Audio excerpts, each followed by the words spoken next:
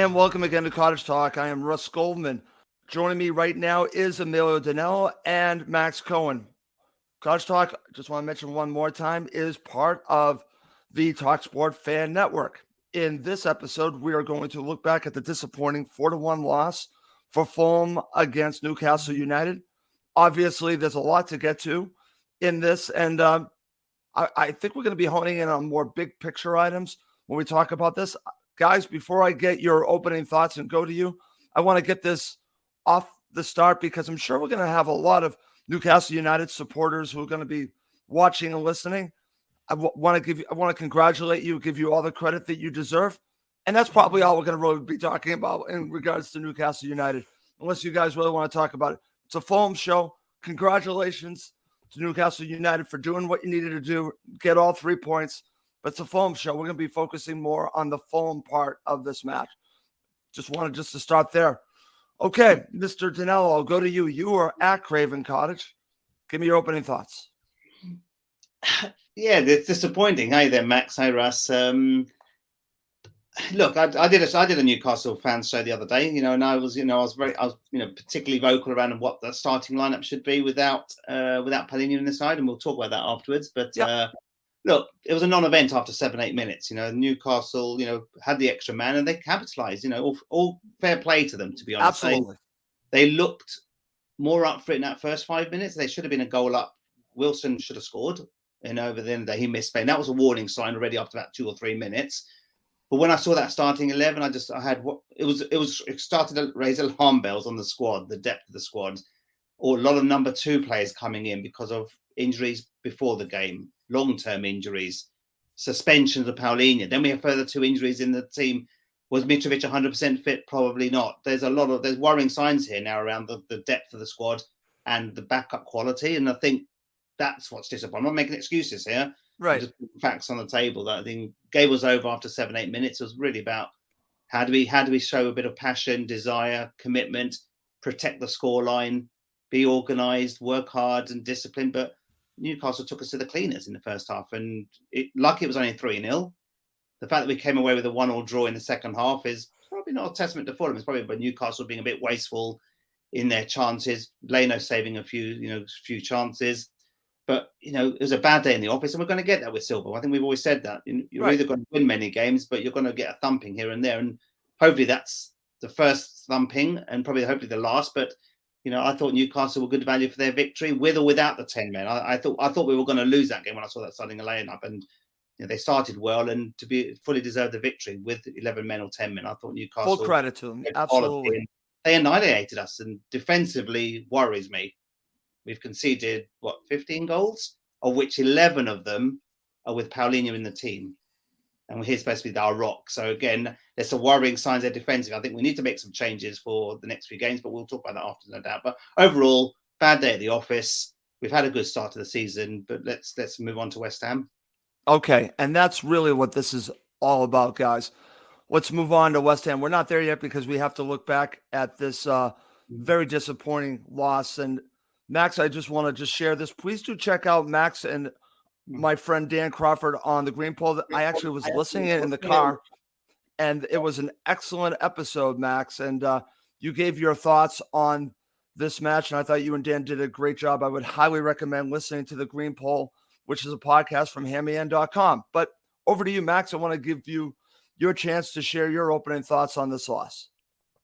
Yeah, I think Emilio said it best, that it was over as a contest as soon as Chalobah was sent off. And it was a weird one, guys, in the sense that it was a weird full match because I wasn't stressed the entire match. There's no stress because you're going to lose. Yeah, you knew what was going to happen. Which was an odd feeling. I was very upset, though, to be clear. Just such a daft challenge by Chalobah. And it's so frustrating that one moment ruins an entire 90 minutes because we were looking forward to this match. Sure. Been a long international break. We've done good form. We just haven't been at Craven Cottage for a long time. And it was just ruined after 8 minutes. And more worrying is Mitrovic gets taken off injured.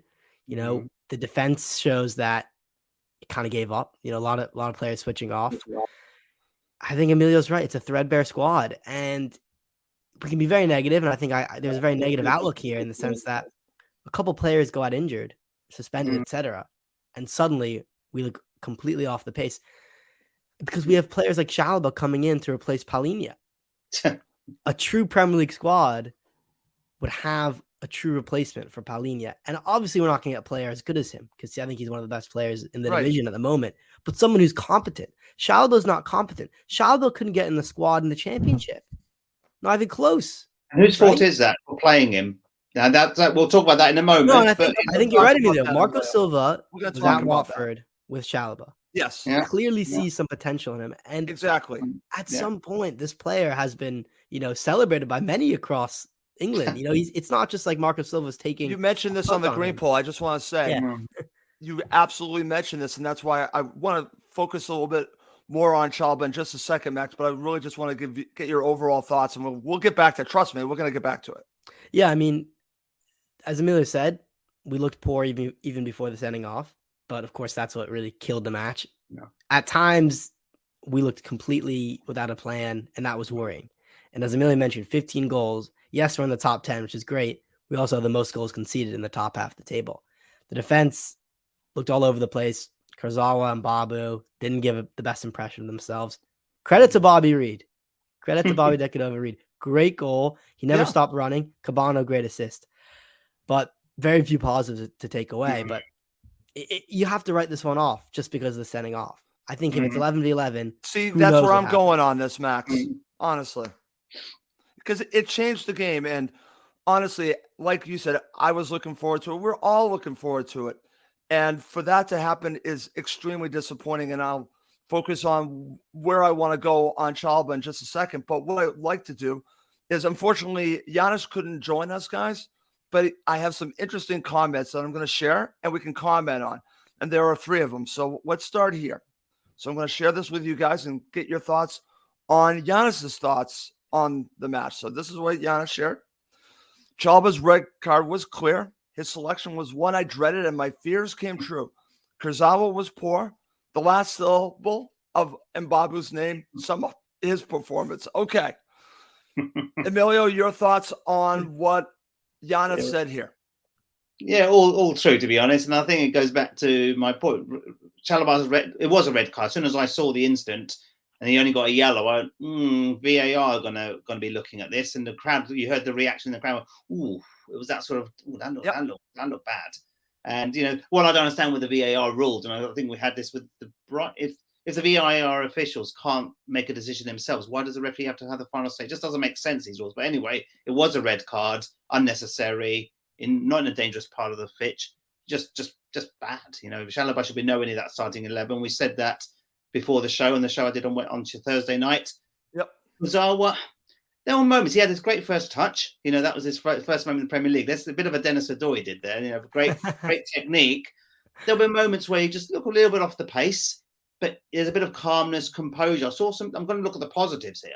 I don't think he was that good. I thought he had some decent touch. A little bit, maybe something's a bit too casual, maybe given a bit too much space, but there's potential there. I think as he'll get more game time, he will get better. He'll work. He will, adjust to the Premier League's pace of play. And I think he could be an important player for us at a given time, but he needs games.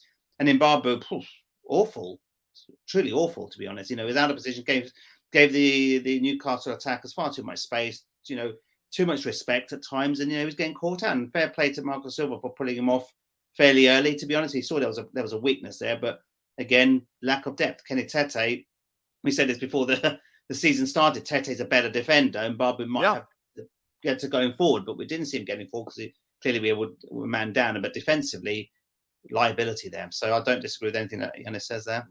Okay. Max, over to you. Here's the second thing that Giannis shared with me. Giannis stated, quote, I thought Leno, Pereira, and Bobby Reed worked very hard. Kearney was man of the match, or his man of the match. Your thoughts? Yeah, I think, Leno, I might have gone Leno man of the match just because he saved us from it being an embarrassment. Any other keeper in there, we could have lost maybe 6, 7, 8 nil, honestly, because there are times in that first half when the ship was just sinking and Leno saved us. Kearney, I completely agree with that as well in terms of him being integral to the way we played in the second half. We needed someone who could just get on the ball, pass it along, have some composure. Because when, Chalobah got sent off, the middle of the park just was so stretched, and there's no one to calm it down. And yeah, Bobby Reed got his goal, so credit to him. Good for selecting the positives here, Russ, because there weren't many, but in that No, Giannis statement. But I'm Mr. Giannis is spot on. Positivity. I'm Giannis is Mr. spot on. Positivity. And that's going to lead me to share this. And Emilio, I want to get your thoughts on the final thing that Giannis Here's the shared negative. with us. Giannis stated one of those games where everything went wrong and showed how much we miss Paulinho and Tete. Absolutely. I agree with Giannis on that. We'll be fine. And we missed William too. I can't believe we're going to say that, but Emilio, I agree with all of this. The first two, I'm not sure about William. Williams not, came on a second half against Tottenham, bit anonymous. To be honest, he did well against Forest, but it's too early to judge William on one and a bit games. To be honest, for me, it's Dan James had an opportunity, but again, he looked a bit. There were moments. I look at the fact that when you're playing against 11 men, one man down, you've got to be a bit more intelligent when you've got that ball. You're not going to have the ball often. Dan James at the time, there was a couple of moments in that first half, a lot of pace, a lot of energy, final ball abysmal. You've got to be more intelligent in those situations. Maybe that's where Giannis is coming from. If that was William on the ball, would have maybe slowed it down, kept the ball, better distribution, which is where Dan James lacked a bit of quality, to be honest. But yeah, of course, Paulinho missing goes without saying. And Tete, I've always said, is a better defender than Mbamba and should be starting most games. So I don't know what the injury is there, to be honest. Again, he is injury prone, and we've always known that, which is why we needed a competent backup. But clearly, what we've seen on Mbappe this so far, worrying, to be honest. But William, it's too early to judge whether Williams is going to be as good as we think he is. So it's too early for me. Okay, excellent stuff. Okay, guys, I'm going to share some comments from the Fulham supporters watching live with us. This is from Goran. Chalba, Harrison Reed, Pereira, and James were abysmal. Kearney was great. Okay, very interesting. Our friend Steve Lydiard, co-host Steve Lydiard. Kearney should have played instead of Chalba. We'll get to that when we talk about the starting 11. So, again, that's very interesting. I also want to share this from Steve, and I agree with this, Steve. Paulinho needs to stop the silly cards. I totally agree with that. The last one, I know he celebrated with the supporters, so I kind of give him a little bit of a pass on that. But listen, he's going to pick up cards. Do you just deal with it, Emilio, and just accept that this can happen? Or do you just say, hey, listen, you need to sharpen yourself up a little bit. You got to stop getting needless cards. What are your thoughts about him with yellow cards? Because we're now seeing we've got proof they can't play without Paulinho, or at least they're not the same side without Paulinho, Emilio. Absolutely. And again, I think this is where the coaching staff come into play here. Again, forget the yellow card against Forest, but the 4 preceding that, 4 yellow cards in 6 games, that's too high a ratio, to be honest. So, yes, I agree with Steve. Coaching staff focus on that, because clearly if he gets a suspension, whether it's a red card, again, it goes in a little bit crunching at times. And, there have been a few yellow cards that, he's sometimes on the edge. He's on the edge. And if he gets an early yellow card, then he's not going to be the same player for the rest of the game. So, yes, I agree. We just needs to mature there, and the coaching staff have got a job there. But clearly, we were second best yesterday throughout the pitch, and having Paulinho there, would it have made a difference? Who knows? It's all speculation. We don't know. We don't know. But again, just there's other things we need to be focusing on. But I don't want to focus on Chalobah getting the red card. I'm just worried about that defense. Okay, we're conceding far too many goals. And if you and I talked about this. If you don't score enough goals to win games, or more than you concede, with or without Paulinho, you're not going to win games. And that's my worry. 15 goals, like Max said, you said earlier, highest goals conceded in the top half of the table. Yep. That's a worry. That shouldn't be overlooked. No, and we've been talking about that, Emilio. Yeah. Even though they've been winning, this is the one thing that stands out that is concerning, because it's not sustainable, Max. No. This giving up the amount of goals is not sustainable to winning. They were going to need to really crack down and really start getting more clean sheets once again. Only 1 clean sheet is just not good enough. They need to really crack down on this. But again, I do want to just spend a few minutes talking about Chalobah, and then we'll move on and focus on other things. Where I want to start goes back to your show, The Green Pole. And you and Dan were talking about the situation with Chalobah and, of course, Paulinho not being involved. And you kept talking about Chalobah's opportunity here, Max. This is where I want to go on this. So what do you think was his mindset heading into this match? Okay, this is where I'm going on this, because as you had said on the green poll, obviously Silva likes Chalobah, believes in Chalobah, so he brought him in for a reason. So you're Chalobah, and he's getting killed today, and I understand why, but he's still a human being. Still a human being. He didn't want to do this, but the question is, why did he do it? And I think he took this is his opportunity, and he wanted to show that he could play as good as Paulinho so he could make his mark. And he went overboard. Max, that's where I'm going on this. Why? I'm curious why he did what he did. It's a good question. Not Yes, a lot of that's people are why I'm asking this bringing it up. question. It's a great question, Russ. I think you're right. I think it's his first Premier League start in years. Exactly. He barely played last season. He probably barely played the season before that. He's not someone who has a lot of first-team football under his belt. I think his only start this season previous was against Crawley Town in the League Cup, and we lost 2-0. And I didn't see the match, I have to be honest. I saw the Twitter reaction, and almost every tweet I read was saying Chalobah's one of the worst players I've ever seen play for Fulham. He shouldn't even be on the pitch again this season. Is that overreaction? Probably, but just that's what the fans were saying after that one. So Correct. I think he knows he's not playing well. And I think he knows this is a big opportunity. I think you're right, Russ. I think he knows he's replacing someone who's had a great first 7-8 matches for us. This is his opportunity. And he overcompensates. It's clear he's not on the pace. He doesn't know what the Premier League's like because he hasn't played in a long time. Right. And he snaps into a tackle and just tries to do too much. That's the answer, I think. The tackle was dangerous. He went studs up on Sean Longstaff's ankle.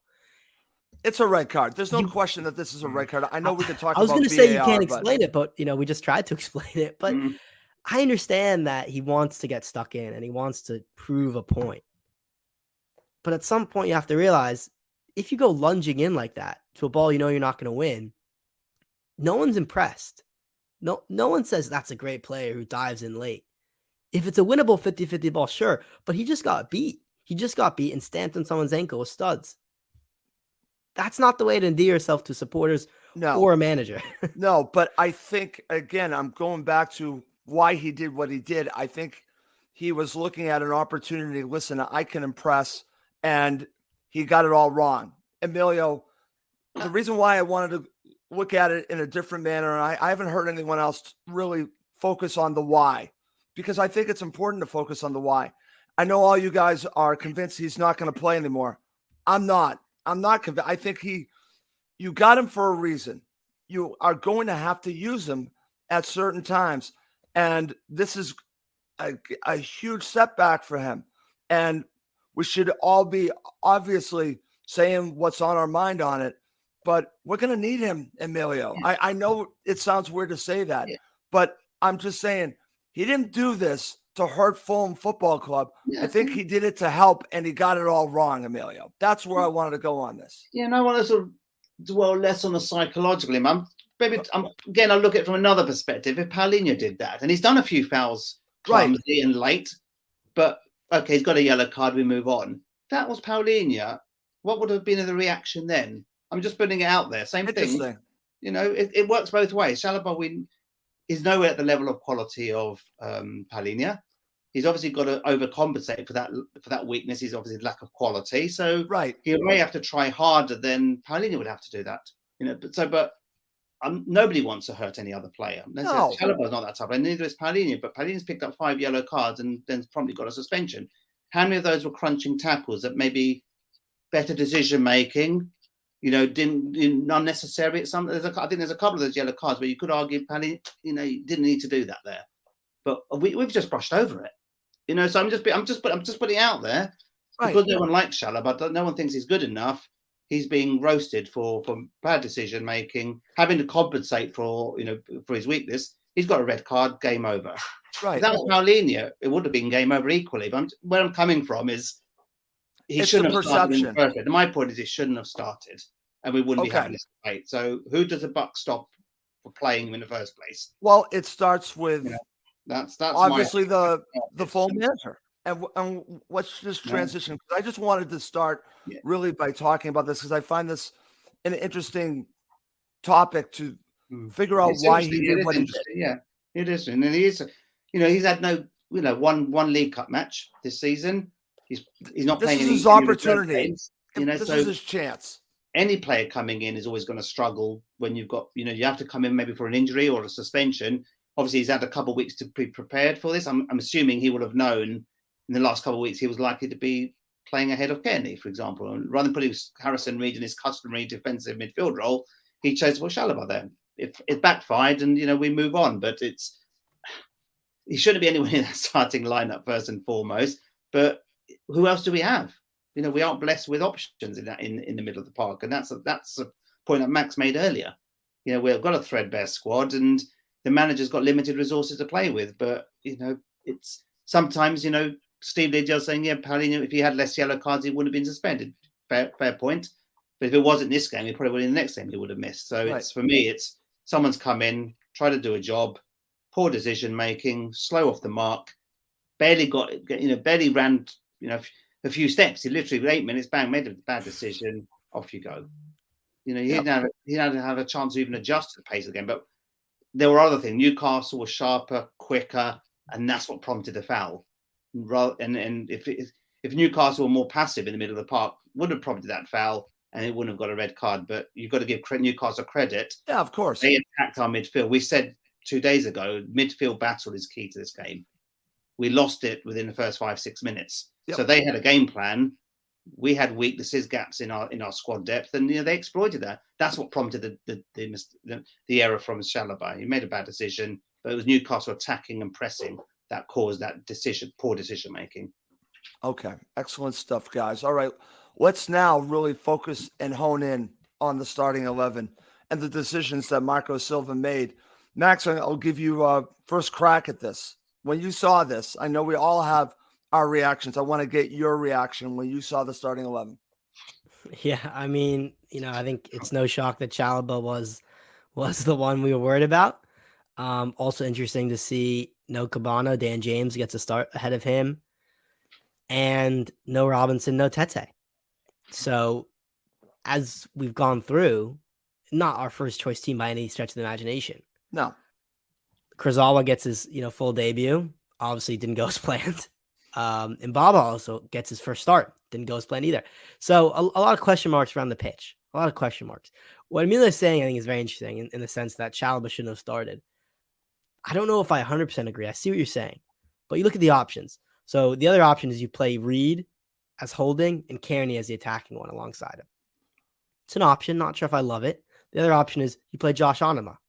The other option is maybe you play Luke Harris. And that's it. The point I'm trying to make is none of the options are great.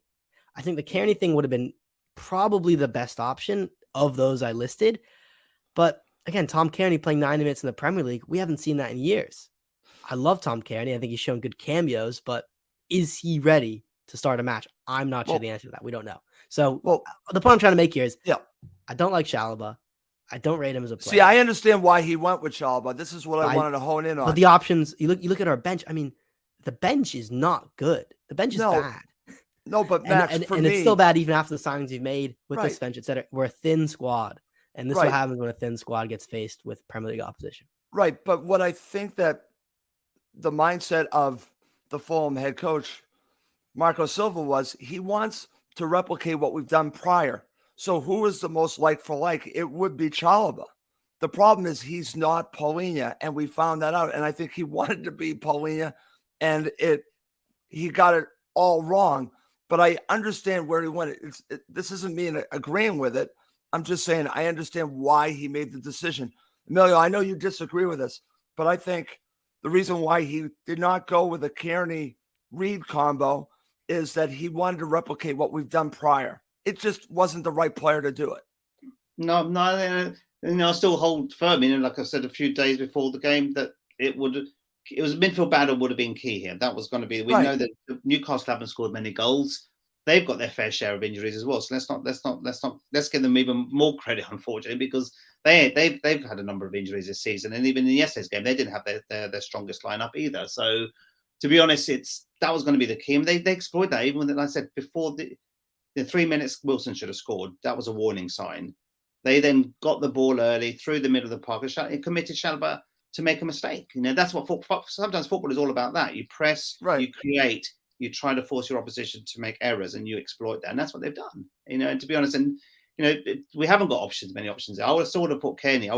Keep it tight early on, get settled into the game, put Harrison in his usual customary position before Silva came on board, put Tom Kearney in a more attacking role, and then you've got Cabana, you've got James, just got Pereira. But when you can't legislate for a player making that mistake. But equally, if he trusts Chalobah, then Marco Silva, you've got to take responsibility for this performance and this result. End of story. You can't legislate for a player making that mistake.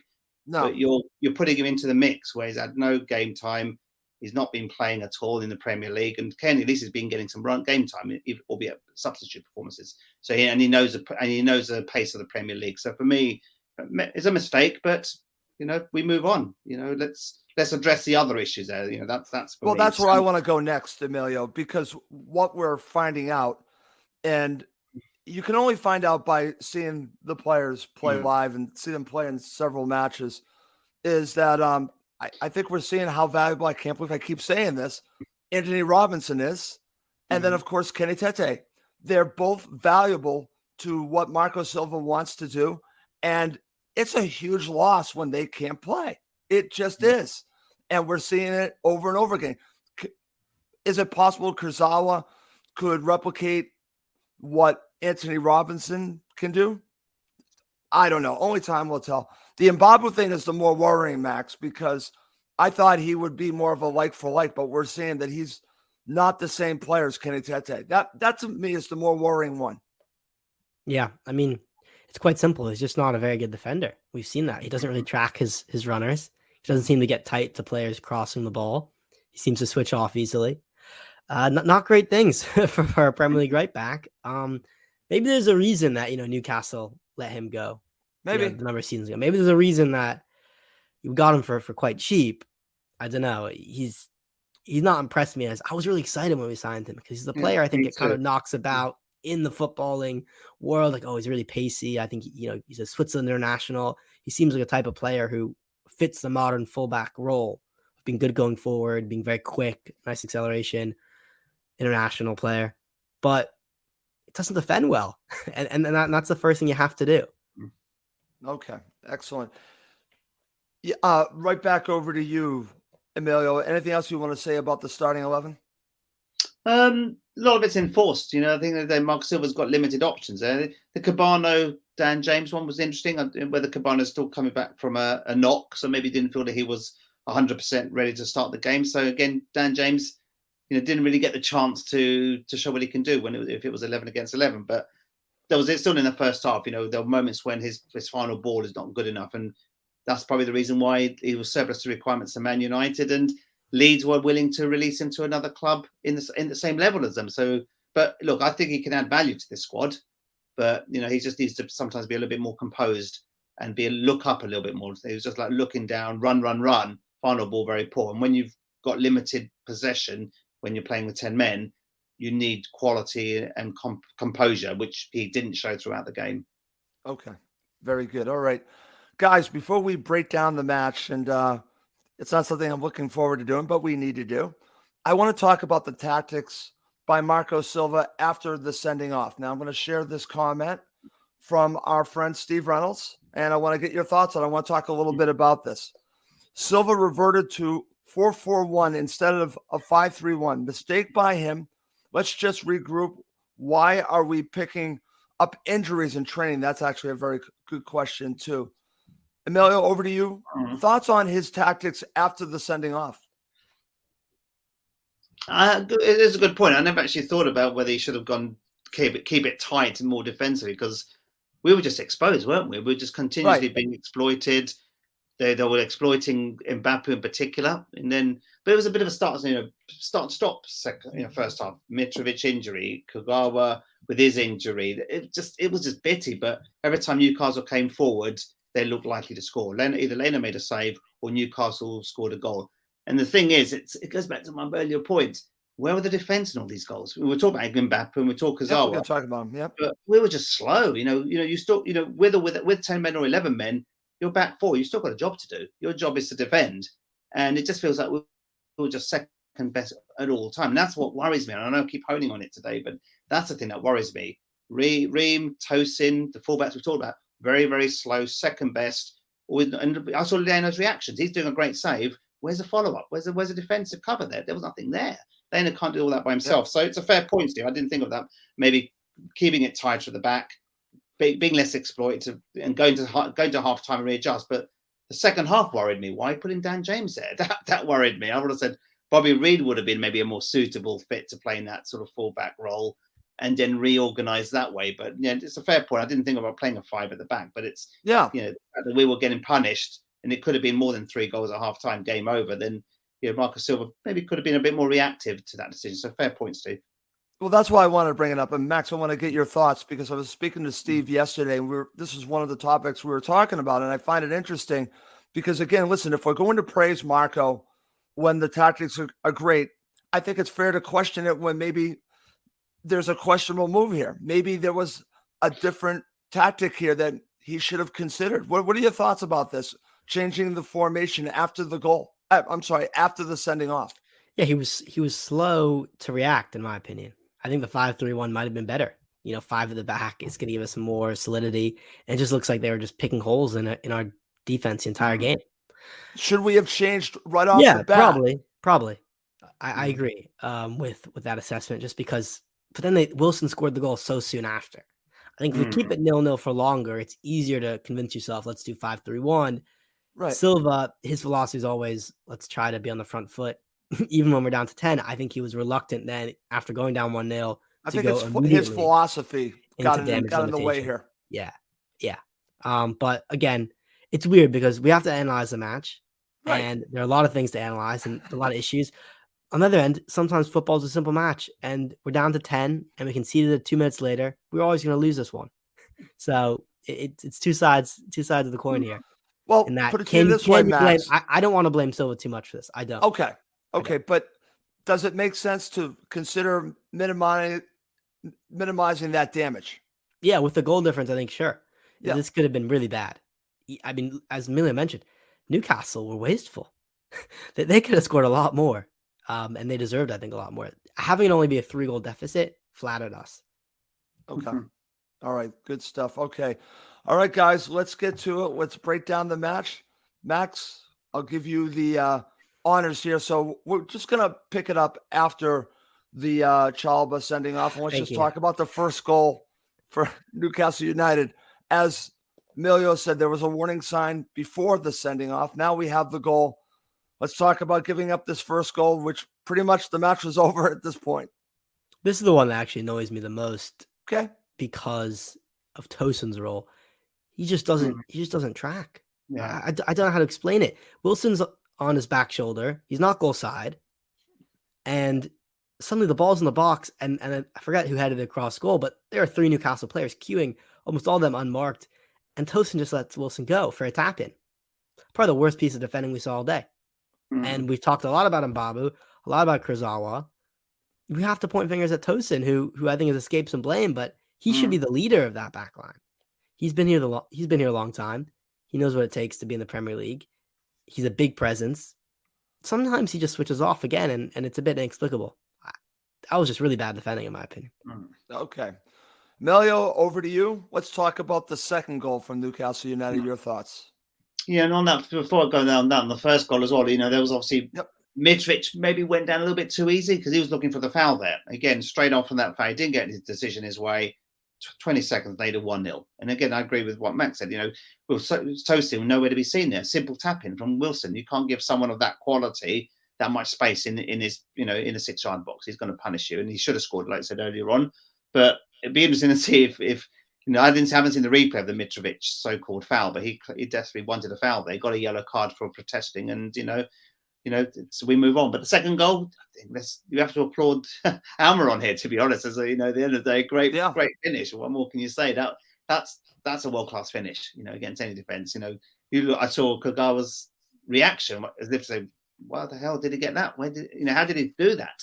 And that's just quality there. You get again a bit too much space, but the technique, the quality there, you've got to give Almiron, a lot of applause for that. It was a great goal. I applauded it because right in front of me, Goalkeeper had no chance. Defender it could have been a little bit tighter, but those are world-class moments. You have to applaud that, whether it's your own team or an opposition team. Okay, excellent. Emilio, right back to you. Then I'm going to go to Max because I want to hone in on this part of the story of the match. The injury to Mitra. Okay, he goes off. How concerning is this for you? Or do you think that maybe this is more precautionary? What are your thoughts about the injury to Mitra? You were there, so how bad did this look to you? Worrying. Is this linked to the so-called injury he picked up last weekend? So I believe it did. In the pain barrier, was he playing not 100% fit yesterday? I think he was playing. I don't think he was 100% fit. And don't want to be critical to the coaching staff here, but should he have been risked? Question mark. If he wasn't 100% fit and playing with the pain barrier there, then was it appropriate to start him yesterday? Just putting it out there because he didn't look sharp. Admittedly, he didn't have much to do. He didn't get any service, but running around the pitch, it just didn't seem to hit the normal Mitrovic hunger, desire. Didn't seem 100% up for it, so to speak, against his old team. So he was carrying a knock, and maybe I'm worried that we've worsened the situation by risking him. It's backfired again, and I don't know how extensive the injury is, but it's clearly he wasn't fit. He got a hat-trick in midweek for the second Serbia game, but he did pick up a knock last weekend, and that was widely communicated in the press and in Twitter. So I'm worried there. I'm worried that if he's going to be missing against West Ham, that's fine because then you've got 2 home games coming up against Bournemouth and Villa, which are probably the 2 games that we need to be focused. I know every game's important, but you've got those 2 games coming up. We need to get those players back ready for the Bournemouth game in a fortnight. That's the priority. And if we can get something out of the West Ham game, then I would argue that's a bonus. It's one of those bonus games. We never get nothing up at West Ham, do we? Always lose there. So it's all about getting beat the teams around you. Right. Totally agree. Injury worries me, but again, we'll find out in the next couple of days, I'm sure. Okay, Max, how concerned are you about Mitra right now? I'm concerned because we don't know. Marcus Silva said he'll be assessed in the week. It's very vague. Normally if it's a good sign to say he was fine, we just took him off as a precaution. That wasn't what was said. So I'm just nervous because we don't know. The uncertainty's there. If we lose him, I don't know. Massive worry. If we lose Mitrovic, who's been our talisman and our best player and our best goal scorer, and the only other striker in the squad is Vinicius, who I can't say I'm not impressed by him because he hasn't done anything. And it's not a knock on him. He's been on the pitch, probably 30 minutes cumulative, and I don't think he's had a single shot that I can remember. He's just been so anonymous because of his limited opportunities. But if he's thrust into the limelight, you just don't know at this point. That's not something I want to see. So we can't speculate because we know so little. All we know is he went off injured. He was walking. I think there's ice on his ankle, and that's it. So we just literally have no information on the issue. So fingers crossed it's nothing. But as Emilio mentioned, he's playing a lot in midweek for Serbia. He picked up a knock. Doesn't sound great. But again, we don't really know. Okay. We don't, and we'll have to wait and see on that. Okay. Emilio, back to you. Let's talk about the third goal from Newcastle United. At this point, like I said, the match is over after the first goal, but it just continues. And I'm thinking to myself, just keep the damage down. But they score the third goal, and I'm thinking this is going to be a rout. This is going to be bad. That was going through my mind. What was going through your mind? Same thing. Just get to half-time, 2-0 deficit, show a bit of pride, respect. But again, defensively, very, very poor, to be honest. A bit too open. But again, you've got to give your opposition a lot of credit here. The energy, the pace, the movement. Our defenders I think you said it, Matt, just gave up. As soon as when the first goal went in and with the man down, there was no appetite there.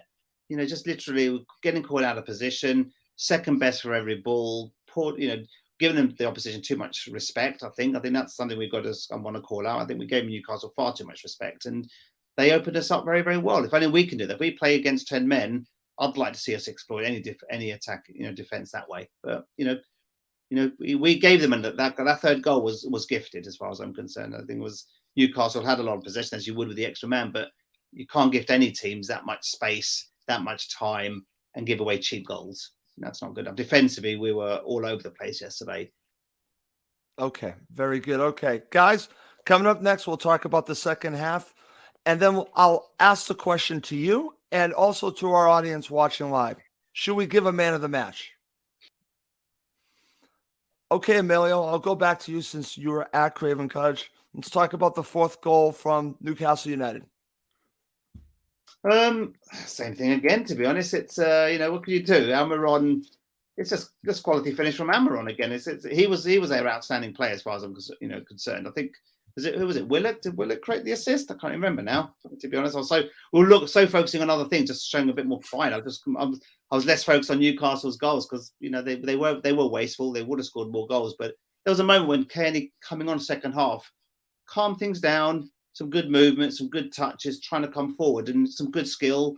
And we sort of held our own that second half. But yes, Newcastle did attack in numbers.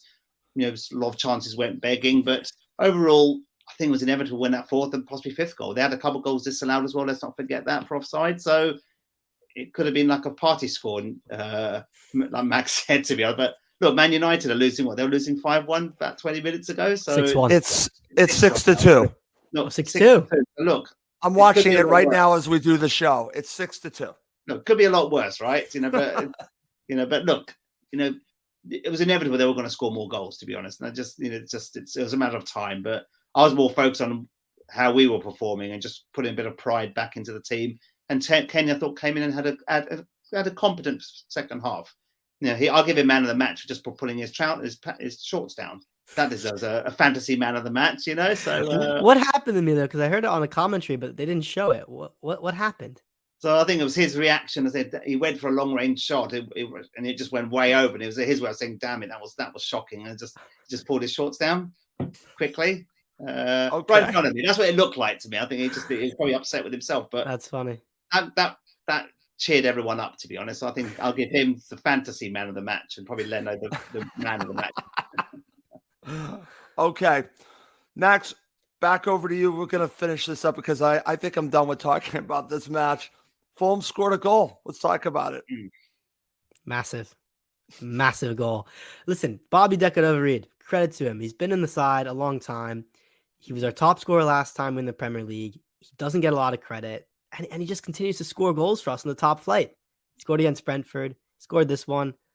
He is one of the most underrated players who plays for Fulham because he has a tendency to miss really easy chances, but he crops up with more goals than you'd expect. So listen, credit to him. He's played all over the pitch yesterday, got a nice header and a great cross from Cabano, who probably should feel hard done by because the Dan James, Willian, we signed a lot of wingers, Manor Solomon, Harry Wilson. It's a very winger heavy squad. Yeah. Cabano hasn't done too much wrong this season, you could argue. And maybe he should have started yesterday. I don't know. Dan James is a player I really want to like because he's a type of player I think is on paper, he's great. But as Emilio said, he can't finish. He can't cross. There's a reason Leeds let him go. Don't know. I mean, I really want to like the guy. I do. But I think Cabano should feel hard done by. Okay. Interesting stuff. Okay. Guys, let's talk about it. Should we give a man of the match? I'm curious your view on this, Emilio. Should we give a man of the match? Yeah, I think Leno by far. At the end of the day, he's been in great form since he joined. To be honest, I think Rodak. I know we all love Rodak, but many of us felt that maybe he's not got the attributes to be our lead, number one keeper. Wayne agrees with you. Made some great saves, looked very composed. He was clever as well. There were moments, if you caught it, but when you're trying to keep the score down, you sort of a bit of patience, take your time with the goal kicks, hoofing the ball long rather than trying to pass the ball out of defence. So he tried to mix it up a bit. And again, that was trying to unsettle Newcastle United because he does like to play the ball out of defence. That's obviously a Marco Silva philosophy. But there were moments when he booted it upfield in the hope that one of the attackers like Mitrovic or someone else would latch onto that. So very intelligent, but the saves he made were great, top class. And the one where Wilson scored again, I think it was he made a great save, didn't he? Just in the lead up to that, but he can't protect that goal himself. Where the defenders need to help him as well, and they need to shield some of the opposition attackers. And he can't do it single-handed. But I've been very impressed with him. He's played 6 games now, I think. And he's looked the part, and so I have no concerns there in defence. So great signing, well done, Tony Khan. But yeah, there are other areas that we need to be focusing on. Okay, And Max, if I remember correctly on the green poll, you were talking up Leno as well, correct? Yeah, Leno would be my man of the match just because he had made some great saves, including the one off the post right before the third goal. I mean, that's just a fantastic save. And he kept it respectable. And as I said there, it reminds a lot of the kind of Areola situation. Yeah. Where we've had world-class goalkeepers in the past 2 seasons we've been in the Premier League. So that's at least been nice, is that we haven't been able to point the finger at the keeper, whereas everyone remembers what it was like in 2018-19 when I think we went through 3 keepers in one season, and none of them are very good. No, true. Okay, good stuff, guys. All right, to end the show, I'm going to just put this title up here. We're on to West Ham, okay? What does that mean? What does that mean we're on to West Ham? What Fulham team do you expect to see in our next match? What kind of response do you hope to see? So, Max, I'll give you first crack at this. We're on to West Ham. What do you expect to see from Fulham when we are watching the match in about a week's time? I mean, let's be clear. West Ham are 15th in the league right now, and we're 8th. So it's weird because you think about, as Emilio said, we never get results at West Ham. Which just seems he's right about that. A very poor ground for us. So, but on paper, we're the better team. Should we go on the front foot? I'm not sure. I think we'll probably play counter-attacking, trying to sit back and attack when pick our moments, essentially. But I want to see Mitro back in. People in the comments seem very confident he'll play against West Ham, which is good. That's giving me confidence. And hopefully Robinson's back. Hopefully Tete's back. Palhinha will definitely be back. That'll be good. Chalobah won't be playing. So I think we'll see closer to a forced choice Fulham team. Hopefully they get enough time in training to mesh again. But I'm confident we'll see a response. And I'm not going to predict a win because it's West Ham, but I think a draw will be a fair result to aim for. I'll take that. Over to you, Emilio. What are you expecting in about a week's time from Fulham here? Do you expect a response? We'll obviously get players back, but I think, to Max's point, I think injuries are going to play a part in all this to what we see next week. And I think I'm looking at it 2 ways. So there's if you have Tete and Robinson available to play, then obviously they will start. I'm assuming they will start. I think we need to change the central defender. Again, I'm honing in on this. Diop came in and did an okay job second half. I thought he looked assured, calm, composed. Now, or you're taking out Emilio. Look, it goes back to my point. Tosin had a shocker yesterday. Reams, he's done well up until now, but we've still conceded 11 goals with Palhinha. So we're not defensively as watertight as we may think. They played well. Maybe we should have conceded more goals, but they've done their job. But we still conceded 11 goals. Diop, 15 million against West Ham. Don't be surprised. You might see him start. Okay. I don't know in place of whom yet. I haven't thought about that. But with Tete and Robinson starting, I expect Diop to play a part there. And it could be if one of the fullbacks is injured. Do you see Reed maybe playing more out wide rather than possibly? Now, I'm not against your idea of playing Diop. The question is, who does he come in for? Is it Tim Ream or is it for Tosin? I'd like to see at the end of the day, it's your long-term long-term plan. It's got to be for Ream. Yeah, it's got to be for Ream. I think if you want to think longer term, yes, it's all about getting points on the board, staying in this division, but you want to build for the longer term. As much as Ream's been outstanding, and I love the man, Diop will play at some point, and I just think we need to explore other options of keeping that defence tighter and be more basically defending corners better. We've conceded too many goals from corners too cheaply. Right. So something has to change there, and I think if we persevere with the same back four as we had before yesterday's games, and we don't score goals the other end, we're going to have problems. So I just think Marcus Silva's got a dilemma there, but I think that defence is a worry for me with those 11 goals and Palhinha playing those 7 games. That's a worry for me. But I think we will see, we have to assume that the players will be back from injury. James, I wouldn't want to start, to be honest. I think if Willian isn't fit, don't be surprised Cabana will start instead of James, because James, again, what we've mentioned on this call already. So I think there'll be a few changes, to be honest. Some of them might be enforced because of injuries, but it'll be interesting to see if Tete or Robinson or both are injured still, then what? Well, let me ask you guys this to end the show, because we're talking about the injured players. Which one is more valuable at this point, Max? Is it Anthony Robinson or Kenny Tete? If you could only have one back, which one would you take back? Wow. Yeah, I'm throwing it right at you, my friend. Well, so Robinson was out for the Forest match, right? And Ream played left back and Tete played right back, and we looked fine. So maybe that.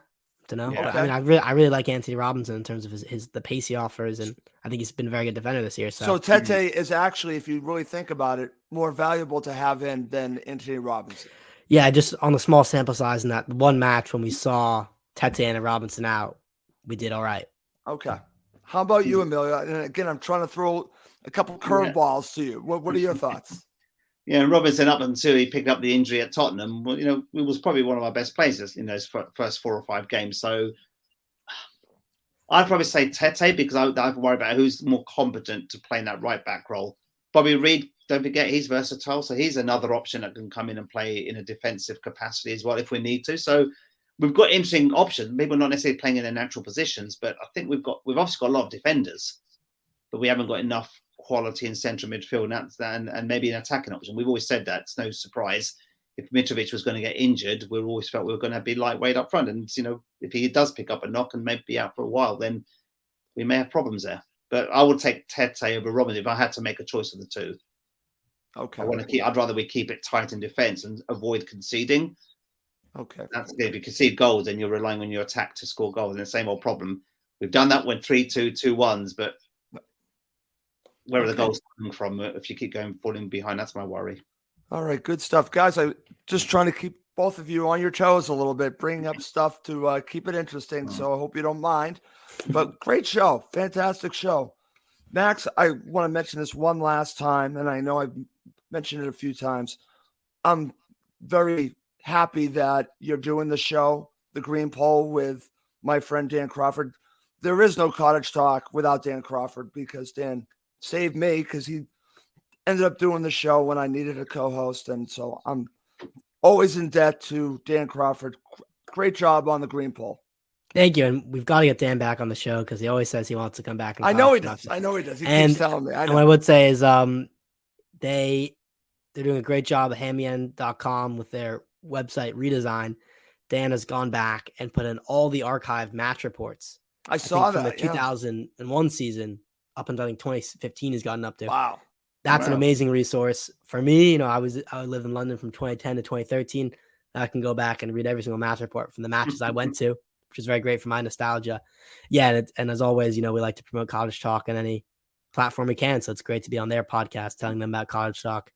And now here I am telling you guys about Hemyend, which is, as you know, a great website about Fulham. It's a great website. And like I said, Dan's a very close friend, and he actually keeps texting me, I want to come back on. So Dan, I will get you back on to the show. Absolutely. And of course, and I'll share this with Emilio. Unfortunately, I was trying to get someone on at the very last minute. He could not join us, but we will have the return, Emilio, of Scott Tanfield to Cottage Talk. Okay, hopefully we're not when we lose 5-0. hopefully when we win the game, we'll see the positive of Scott. But yeah, Scott won't mind me saying that. But I don't know. Scott was actually not that negative after this loss. And I think we sort of alluded at the beginning of the show with Marcus. So we said that we're going to see exciting football.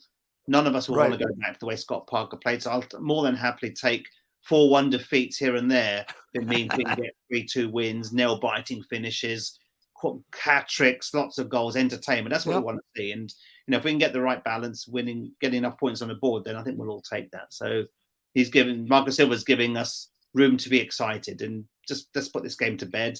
Okay. Learn from your mistakes. No, we're all human. We all make mistakes in our jobs. And Silva needs to take a little bit of criticism yesterday, but it's like, let's take those mistakes on to West Ham and reorganize, tighten up, and you never know. We'll give them a good old run for their money next week. Okay. I just want to share this to end the show, because it's actually on my screen right now. Manchester United lost 6-3 to Manchester City. So if you think we have it so bad, imagine being a Manchester United supporter right now. That's all I'm going to say. And I think we play City and United in back-to-back matches, right? do. Right before the World Cup. So We that's do. just great. That's just tremendous. Yeah. November 5th. The November 5th. Mark your calendars. Yep. Fulham City. Maybe schedule a nice afternoon out. You know, maybe I don't know. Just it might not be great. It might be 10. Okay. We've got four games against teams around us this month. West Ham, okay, if you include West Ham, it's 5. But Right. Everton, Bournemouth, and Villa at home, Yep. and Leeds away. So there's 12 Massive points month. up for grabs there. If they can get 9 20 points, points, Emilio, they're in good shape. If they get 9 points. You know, if we get 9 points, if we get 2 wins and a draw out of those 5, I'll take that. It's Okay. getting closer. We're going to get close to 20 points by the end of the Well, month. that's my whole thing. If they can get to 20 points by the end of the month, we're in fantastic shape. Yeah. We really are. So that's the way I'm looking at it. Okay. Great show, guys. One final thing before we go. As I always say, subscribe on Apple Podcasts and the YouTube channel. And also want to mention we are now part of the talkSPORT Fan Network. It's great. And you'll be hearing more and more about that and what that means to the Cottage Talk listeners as we get to the World Cup, because they're going to be doing a huge launch of this network. And we're just one of many podcasts that are going to be part of this network. And I'll let you know the names of the other ones when we learn about them. Okay. Great show, but it is time to go. For Max Cohen and Emilio Danell, I'm Russ Goldman. Thank you as always for watching and listening to Cottage Talk.